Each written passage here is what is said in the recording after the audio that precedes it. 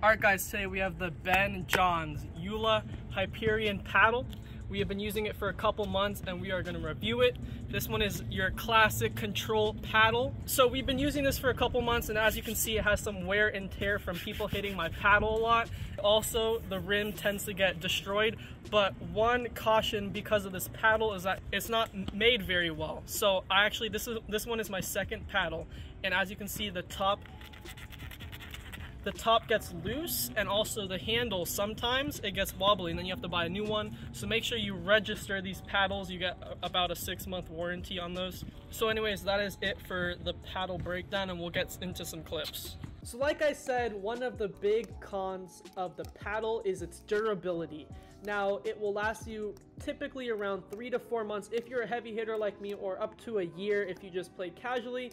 But that does harm the paddle in terms of play over time.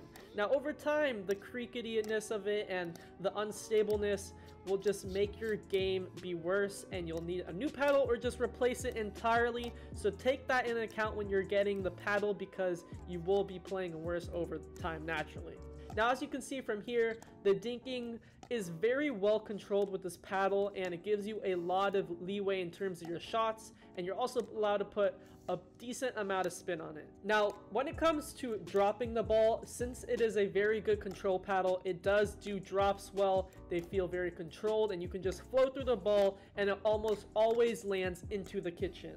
Especially when you have plenty of time to drop the ball, you're pretty much going to do it every time with a decent drop, so you're able to move to the kitchen. So I will give a thumbs up on that. Now, when it comes to returning and deep, it kind of suffers in the sense that it's heavily leaning on control. You're not going to get as much power pushing those balls over and making it hard for your opponent to come up to the net, so take that into account.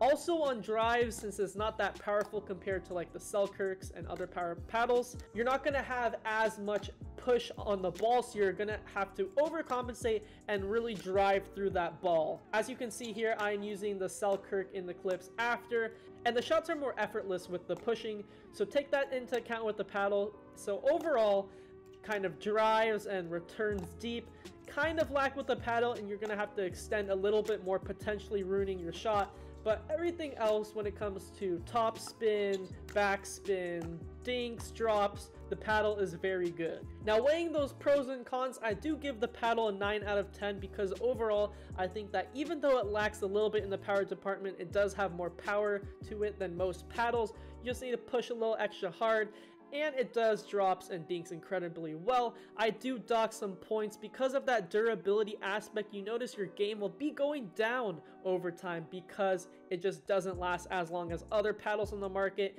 and you could say it's made cheap. So take that into account if you're considering getting the paddle. Anyways guys, that is it. Thank you so much for watching.